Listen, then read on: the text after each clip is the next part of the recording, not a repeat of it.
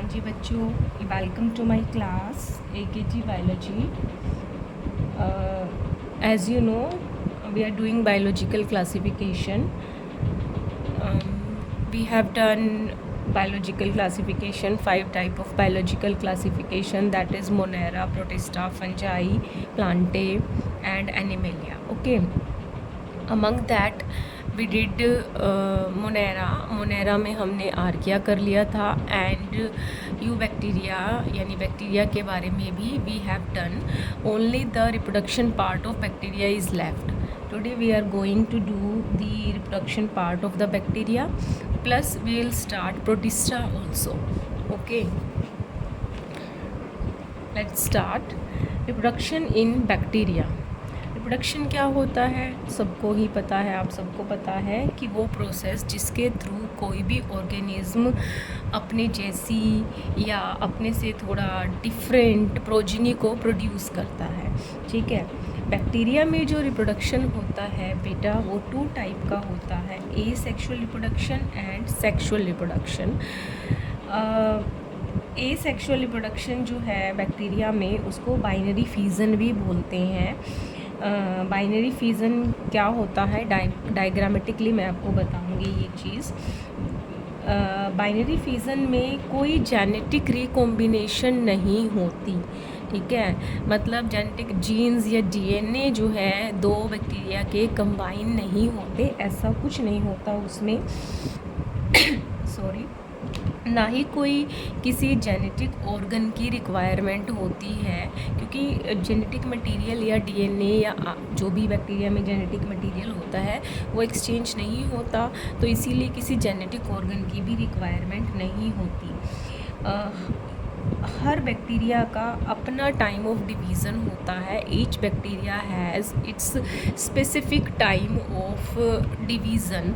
ठीक है, जनरली आपको याद रखना है ई कोलाई का. ई कोलाई डिवाइड्स इन 20 मिनट्स. ठीक है, इसका जो डिवाइडिंग टाइम है, रेप्लिकेशन टाइम है, वो 20 मिनट्स है, जल्दी है.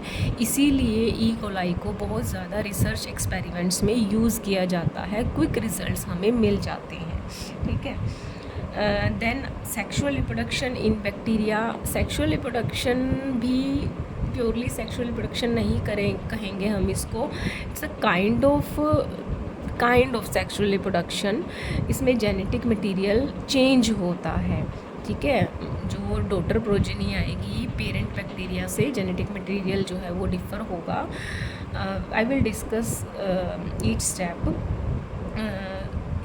जो फर्स्ट टाइप का सेक्सुअल रिप्रोडक्शन है जो बैक्टीरिया में, that is transformation. Next is transduction. Third is conjugation. आपकी जो NCERT की बुक है उसमें सिर्फ इतना ही दे रखा है कि एसेक्सुअली बैक्टीरिया में बाइनरी फिजन होता है और सेक्सुअली या तो ट्रांसफॉर्मेशन होता है या ट्रांसडक्शन होता है या कॉन्जुगेशन होता है. बट मुझे लगता है कि ये जो टर्म्स आपकी NCERT की बुक में दे रखी है ज़्यादा डिटेल में तो नहीं, डायग्रामेटिकली आपको इनका मीनिंग समझना चाहिए, तो मैं आपको हर एक टर्म्स को इंडिविजुअली बताती हूँ. ओके, नाउ सबसे पहले है binary fission which is asexual reproduction. Binary fission, binary means 2, by means 2, fission means 2 में ब्रेक डाउन हो जाना. ठीक है, फॉर एग्ज़ाम्पल ये एक बैक्टीरियल सेल है. ये पर्पल कलर में जो मैंने ड्रॉ किया है ये उसका जेनेटिक मटेरियल है. बाइनरी फिजन में क्या होगा कि ये जो बैक्टीरिया है इसका जेनेटिक मटेरियल स्टार्ट कर देगा. जो बैक्टीरिया की सेल वॉल होती है उसमें अंदर की तरफ फोल्डिंग्स होती हैं जिनको बोलते हैं मीज़ोजोम्स. ठीक है, उन मीज़ोजोम से अटैच होना स्टार्ट कर देगा.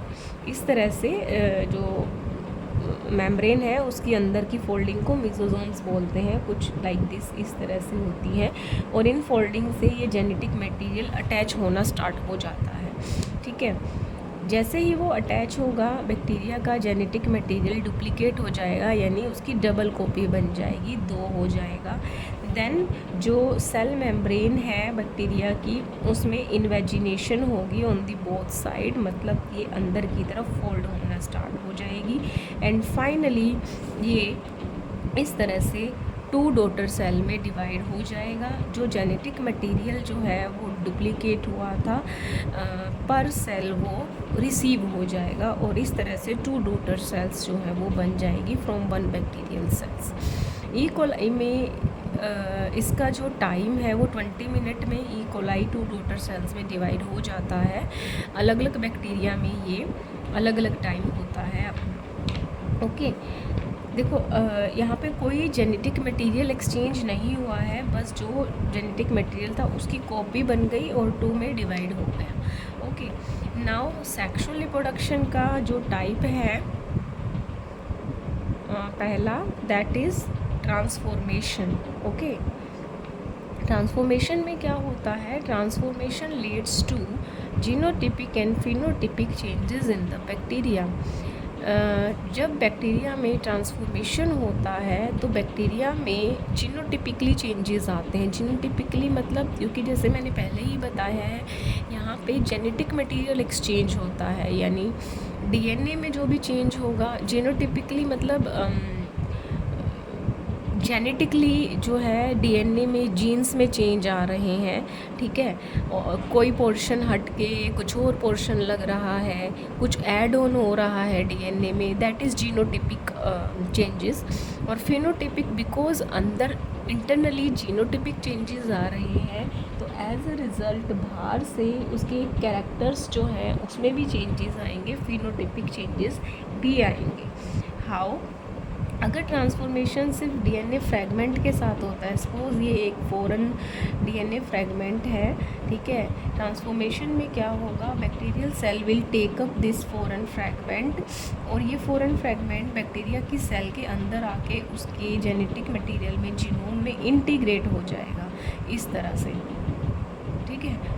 तो इस तरह से जो ये डॉटर सेल बनेगी इसको हम कहेंगे ट्रांसफॉर्म्ड बैक्टीरिया। ये वो बैक्टीरिया है जिसका जेनेटिक मटेरियल चेंज हो गया है, जेनोटिपिकली भी, क्योंकि इसमें ये रेड कलर का ऐड हो गया हमें दिखाई, फिनोटिपिकली क्योंकि ये जो रेड कलर का डीएनए फ्रेगमेंट इसमें ऐड होगा ये जीन कैरी करेगा, ठीक है, तो कोई ना कोई कैरेक्टर कैरी करेगा, as a result bacteria transform.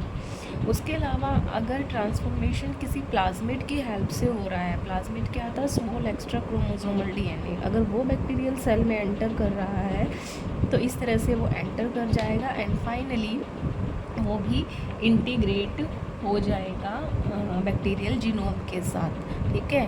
तो ट्रांसफॉर्मेशन में क्या होगा कि बाहर से जेनेटिक मटेरियल एंटर करेगा, चाहे वो लीनियर फॉर्म में या प्लाज्मिड की तरह, और फिर वो इंटीग्रेट हो जाएगा बैक्टीरियल जीनोम के साथ। तो इसीलिए इसको हम बोलते हैं ट्रांसफॉर्मेशन, कि बैक्टीरिया जो है वो ट्रांसफॉर्म्ड हो गया, उसमें जेनेटिक चेंजेस हो गए, ठीक है। देन ट्रांसडक्शन, बैक्टीरिया में जो ट्रांसडक्शन होता है उसमें भी जेनेटिक चेंजेस होते हैं, but by the mean of bacteriophage. Bacteriophage मैंने आपको पहले भी बताया था। बैक्टीरियोफाज क्या होते हैं? फाज आती viruses that infect the bacteria, ठीक है। और फाज की कुछ इस तरह से स्ट्रक्चर होती है, this is head, tail, neck and tail, ठीक है। तो जेनेटिक चेंजेस इसमें भी होते हैं बिकॉज ये भी सेक्सुअल रिप्रोडक्शन का टाइप है। जैसे ही कोई, सपोज ये ब्लू कलर वाला बैक्टीरिया है और इसको किसी फाज ने इन्फेक्ट किया, सपोज ग्रीन कलर का ये फाज है। फाज क्या करेगा? फाज अपना जेनेटिक मटेरियल बैक्टीरिया की बॉडी में छोड़ देगा, ठीक है। जैसे ही फाज का डीएनए ग्रीन कलर का बैक्टीरिया की बॉडी में जाएगा, क्या होगा? क्योंकि इन्फेक्शन हुआ है बैक्टीरिया को, बैक्टीरिया का जेनेटिक मटेरियल जो है वो ब्रेक डाउन हो जाएगा कहीं कहीं से। अब इन्फेक्शन हुआ है तो ये भी हो सकता है। देन फिर क्या होगा? फाज के अंदर वो कैपेसिटी होती है, फाज के अंदर वो कैपेसिटी होती है कि वो बैक्टीरिया की बॉडी के अंदर जाके अपना जो जीनोम है उसको मल्टीप्लाई करेगा, बहुत सारे फाज के ज़्यादा जीनोम बन जाएंगे और फिर ये अपनी प्रोटीन कोट मतलब अपना ये पूरी बॉडी भी अंदर बना देगा, पूरी मशीनरी इसकी बन जाएगी। और ये भी हो सकता है कि जो बैक्टीरिया का जीनोम ब्रेकडाउन हुआ था पर्पल कलर में, उसके चारों ओर भी ये अपनी मतलब बॉडी बना सकता है। मतलब मेरे कहने का मतलब ये है कि ये जीनोम भी बैक्टीरियोफाज की फॉर्म में एंटर कर सकता है ये बैक्टीरिया का। ओके, व्हेनेवर जो ये फाज बना है जिसमें जो ये फाज बना है जिसमें बैक्टीरिया का जीनोम है, ये किसी दूसरे बैक्टीरिया को जब इन्फेक्ट करेगा, ठीक है, और ये वो फाज है जिसमें बैक्टीरिया का क्रोमोसोम है या डीएनए है, जब ये उसको इन्फेक्ट करेगा तो फिर अगेन ये भी उसी तरीके से करता है, ये अपना जेनेटिक मटेरियल अंदर छोड़ेगा, ठीक है, और इस तरह से ये अपना जेनेटिक मटेरियल अंदर छोड़ेगा और ये जेनेटिक मटेरियल बैक्टीरिया के जेनेटिक मटेरियल के साथ फ्यूज़ हो जाएगा या इंटीग्रेट हो जाएगा। तो मतलब इस बैक्टीरिया में किसी दूसरे बैक्टीरिया का जेनेटिक मटेरियल जो है वो इंटीग्रेट हो गया। As a result genetic changes होंगे और फिनोटिपिक चेंजेस भी होंगे। ठीक है, एक बार और बता देती हूँ, transduction is a sexual mode of reproduction in bacteria, जो बैक्टीरियोफाज के थ्रू होता है। फाज वो वायरस होते हैं जो सिर्फ बैक्टीरिया को इन्फेक्ट करते हैं और पहले ये इसके बैक्टीरिया की बॉडी पे इंटीग्रेट होगा, देन अपना जेनेटिक मटेरियल अंदर छोड़ेगा। जेनेटिक मटेरियल जाने की वजह से बैक्टीरिया का खुद का जीनोम जो है वो ब्रेक डाउन हो जाएगा। फिर फाज जो है नई बॉडी बनाना स्टार्ट करेगा अपने जेनेटिक मटेरियल के चारों ओर। हो सकता है कि कुछ फाज की बॉडीज़ में बैक्टीरिया का ब्रेक डाउन हुआ जेनेटिक मटेरियल भी एंटर कर जाए। फिर ये जो फाज है जब किसी दूसरे बैक्टीरिया को इन्फेक्ट करेगा जिसमें बैक्टीरिया का क्रोमोसोम है, दूसरे बैक्टीरिया में अगेन फिर ये जेनेटिक मटेरियल जो है वो अपना डालेगा और ये जेनेटिक मटेरियल उस दूसरे बैक्टीरिया के जेनेटिक मटेरियल के साथ इंटीग्रेट हो जाएगा। एज ए रिजल्ट जो न्यू बैक्टीरिया है उसमें जीनोटिपिकली एंड फिनोटिपिकली चेंजेस होंगे। जीनोटिपिक चेंजेस वो होते हैं कि डीएनए में कोई पार्ट हट जाए या कुछ ऐड ऑन हो जाए, जीन वगैरह, डीएनए वगैरह स्ट्रक्चरली, ठीक है। फिर फिनोटिपिक चेंजेस बिकॉज उस पार्ट के फ्रेगमेंट के ऐड ऑन या डिलीट होने से उसके कैरेक्टर्स में डिफरेंस आ जाएगा जो हमें दिखाई देगा, that is phenotypic changes. For example अगर ये डीएनए जो है एंटीबायोटिक रेजिस्टेंस जीन कैरी कर रहा है तो ये इसमें इंटीग्रेट हो जाएगा और बैक्टीरिया अगर पहले एंटीबायोटिक रेजिस्टेंट नहीं था तो अब वो एंटीबायोटिक रेजिस्टेंट हो जाएगा, ठीक है। This is about transduction. Then conjugation, इसको भी मैंने थोड़ा ही बताया है। इसमें क्या होगा, डीएनए ट्रांसफ़र तो होगा between the same species, between same bacterial species होगा एंड बाय टेम्परेरी जंक्शन, उनके बीच में एक टेम्परेरी जंक्शन बनेगा, उसकी हेल्प से डीएनए ट्रांसफ़र होगा, ठीक है।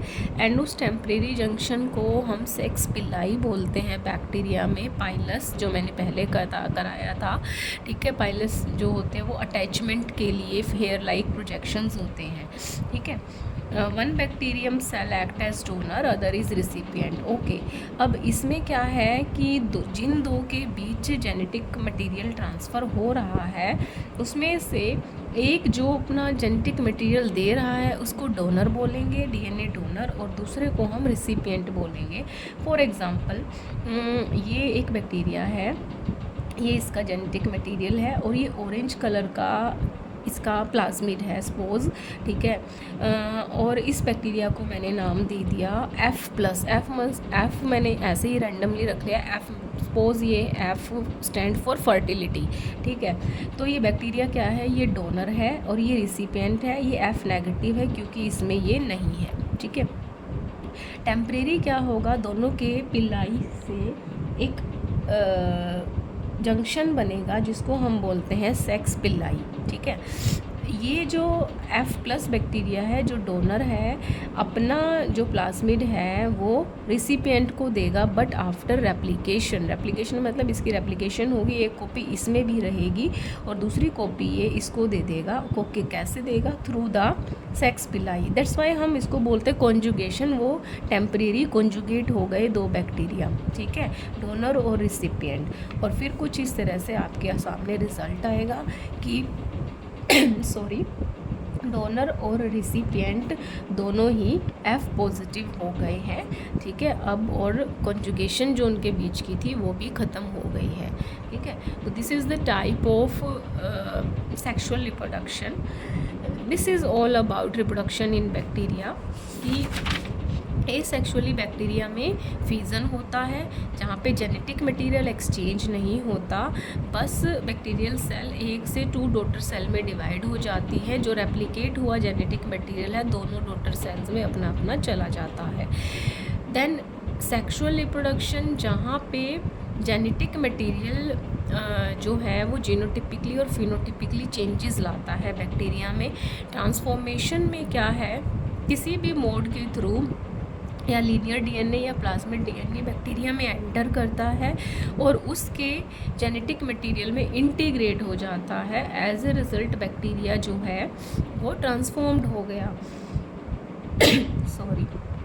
देन ट्रांसडक्शन ओनली फाजिस की हेल्प से होता है। बैक्टीरियोफाजिस, वो वायरस दो बैक्टीरिया को इन्फेक्ट करते हैं। इनकी स्ट्रक्चर कुछ ऐसे होती है, हेड, नेक एंड टेल, ठीक है। मैं ये इस चैप्टर के एंड में आपको फाजिस के बारे में थोड़ा बताऊंगी। फाज बैक्टीरिया को इन्फेक्ट करते हैं, अंदर जाके अपना जेनेटिक मटेरियल छोड़ देते हैं। इनके जेनेटिक मटेरियल अंदर जाने की वजह, जब इन्फेक्शन हुआ है कुछ ना कुछ लॉस तो होगा ही, बैक्टीरिया का जेनेटिक मटेरियल ब्रेक डाउन हो जाएगा।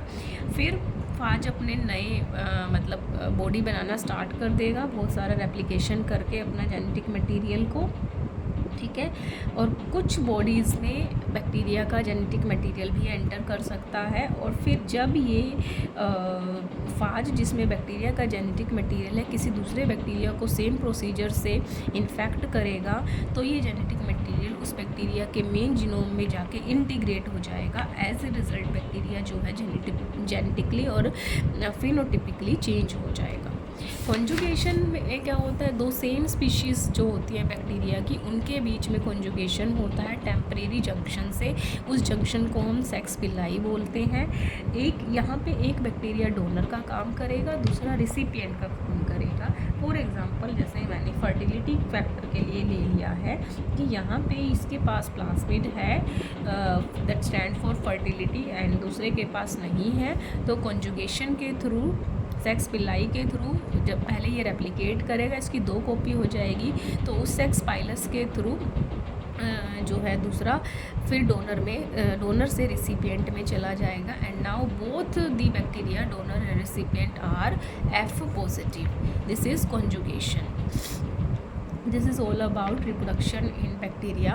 अब हमारा बैक्टीरिया वाला टॉपिक भी कंप्लीट हो गया है। तो नेक्स्ट किंगडम जो था, विटेकर ने 5 किंगडम ऑफ क्लासिफिकेशन दिया था, monera, protista, fungi, plantae and animalia. Monera we completed today. Also I am going to start to kingdom Protista. Next is Protista. जैसा हमने बैक्टीरिया में पढ़ा था कि बैक्टीरिया जो होते हैं वो प्रोकैरियोट्स होते हैं और बाकी सभी जो आगे के हैं, प्रोटिस्टा, फंजाई, प्लांटे, एनिमेलिया, सभी यूकैरियोट्स होते हैं, राइट। तो अब हम प्रोटिस्टा के बारे में पढ़ेंगे। प्रोटिस्टा का मतलब क्या होता है, that is the very first, ठीक है, कि जो सबसे पहले डिस्कवर किए गए हों, जो सबसे पहले ऑर्गेनिज़म्स जो हैं वो फाइंड आउट किए गए हों, ठीक है। जब वो डिस्कवर किए गए थे, ये सबसे पहले ऑर्गेनिज़म्स थे, ठीक है। बट बाद में साइंटिस्ट को पता चला कि इनसे पहले बैक्टीरिया आए हैं, ठीक है। तो फिर क्योंकि जो ये नाम था प्रोटिस्टा, ये उनका पक चुका था, उनको प्रोटिस्टा ही वो कह रहे थे, तो फिर इन्होंने उनका नाम चेंज नहीं किया, उन्होंने ठीक है, तो इनको हम प्रोटिस्टा ही कहते आए हैं। बट डिस्कवरी एक्चुअली पहले बैक्टीरिया की हुई थी। प्रोटिस्टा जो है वो बाद में डिस्कवर हुए थे, बट पहले ये नहीं पता था, इसीलिए इसका नाम प्रोटिस्टा ही रखा गया। ओके, प्रोटिस्टा में आपके ज़्यादातर यूनिसेलुलर ऑर्गेनिजम्स आएंगे, ठीक है, और यूकैरियोटिक होंगे। मोनेरा में क्या थे, प्रोकैरियोट्स थे आपके, आर्किया भी और बैक्टीरिया भी। यहाँ पे ये बात नोट करने की है, ऑर्गेनिजम्स सभी यूकैरियोटिक होंगे और यूनिसेलुलर होंगे, मेनली यूनिसेलुलर होंगे, बट कुछ एक्सेप्शनल केसेस सम में भी मल्टी सेलुलर, कुछ जो हैं वो मल्टी सेलुलर हो सकते हैं, ठीक है। एग्जाम्पल है उसका कैल्प। कैल्प एक तरह की एल्गी है जो 100 मीटर तक पानी में पूरे फैल जाती है, बट ये प्रोटिस्टा है, एल्गी बट प्रोटिस्टा। क्यों कहेंगे, क्योंकि जो हायर यूकैरियोटिक ऑर्गेनिजम्स होते हैं उनमें क्या है कि सेल टिश्यू ऑर्गन इस तरह से ऑर्गेनाइज होके फंक्शन करती है। ये जो प्रोटिस्टा है बेटा आपके मल्टी सेलुलर तो होते हैं, बट उनके सेल्स जो हैं they do not form the tissues और specialization. All cells are same in structure and function. सारी सेल्स अपना इंडिविजुअल स्ट्रक्चर और फंक्शन रखती है, वो टिश्यू के फॉर्म में ऑर्गेनाइज नहीं होती। ये प्रोटिस्टा की पहचान है। या तो वो यूनिसेलुलर होंगे, यूकैरियोट्स तो होंगे ही, ठीक है, बट यूनिसेलुलर होंगे, ऑलवेज यूनिसेलुलर होंगे। लेकिन इन केस कोई अगर मल्टी सेलुलर है तो उसमें भी जो सारी सेल्स हैं वो इंडिविजुअली सेलुलर तरीके से ही बिहेव करेगी, वो टिश्यूज़ की तरह वर्क नहीं करेगी, कोई स्पेशलाइजेशन ऑफ वर्क नहीं होगा, ठीक है। देन उसके अलावा जो प्रोटिस्टा है इसको हम एक जंक ड्रॉर की तरह भी बोल सकते हैं। जंक ड्रॉर मतलब वो ऑर्गेनिजम्स जो ना फंजाई में आते हैं, ना प्लांट में आते हैं, ना एनिमल्स में आते हैं, ठीक है।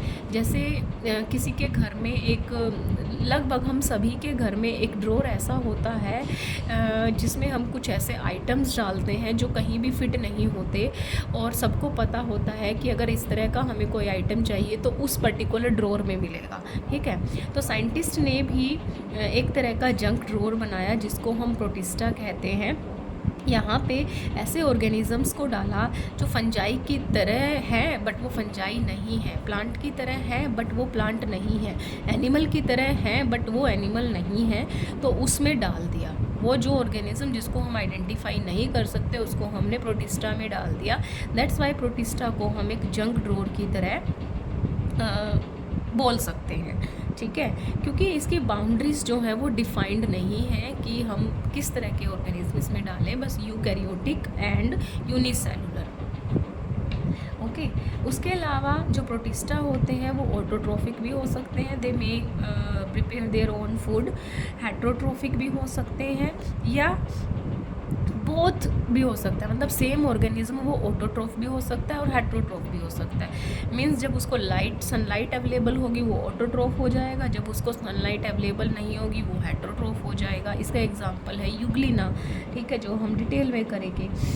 उसके अलावा जो प्रोटिस्टा है वो मॉइस्ट एनवायरनमेंट में रहते हैं जहाँ पे नमी वाले एरिया हैं, और एक्वेटिक एनवायरनमेंट में वो रहते हैं, मतलब पानी में ज़्यादातर वो रहते हैं। ये फ्री लिविंग भी हैं, फ्रीली भी रह सकते हैं। उसके अलावा किसी दूसरे लिविंग ऑर्गेनिज्म के बॉडी के ऊपर या अंदर एज पैरासाइट भी रह सकते हैं। कुछ ऑर्गेनिजम्स के पास फ्लैजिला और सीलिया भी होते हैं मूवमेंट के लिए। रिप्रोडक्शन इनमें एसेक्सुअली भी हो सकता है और सेक्सुअली भी हो सकता है। नाउ प्रोटिस्टा जैसे मैंने बताया कि ये एक जंक ड्रॉर की तरह है, यूनिसेलुलर यूकैरियोट्स होते हैं इसमें। इनकी रिसेम्बलेंस के बेस पे, ठीक है, इनको हम 3 कैटेगरी में डालेंगे। प्लांट लाइक प्रोटिस्टा जो प्लांट की तरह बिहेव करते हैं बट वो प्लांट नहीं है। एनिमल लाइक प्रोटिस्टा देखने में लगेगा कि वो एनिमल है बट वो एनिमल नहीं है। फंजाई लाइक प्रोटिस्टा कुछ फंजाई की तरह है बिहेवियर उनका बट वो फंजाई नहीं है। तो इस तरह की 3 कैटेगरी हम प्रोटिस्टा की पढ़ेंगे, ठीक है।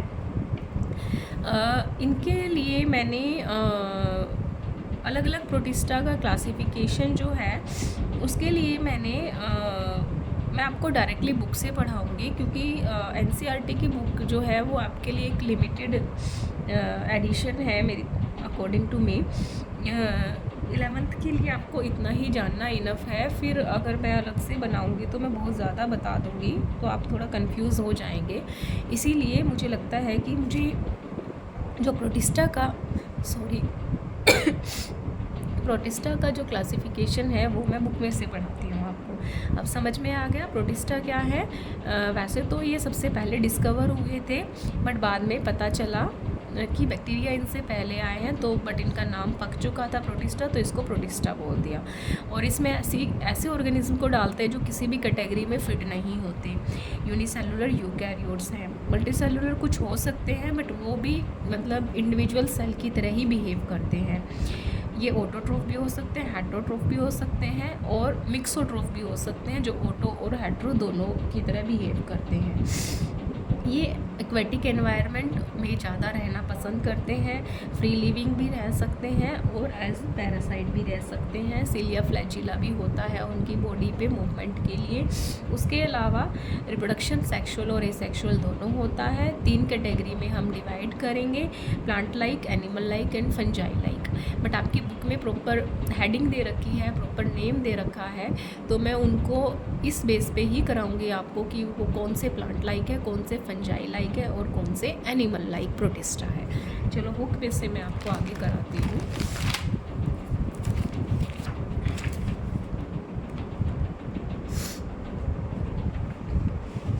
ओके, प्रोटिस्टा के बारे में इंट्रोडक्शन मैं आपको दे चुकी हूँ कि प्रोटिस्टा क्या होते हैं। अब हम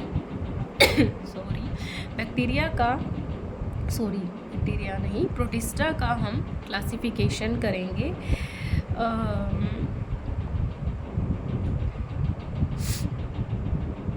या फिर मैं आपको इसको नेक्स्ट क्लास में करा दूँ, बुक में थोड़ा क्योस हो रखा है।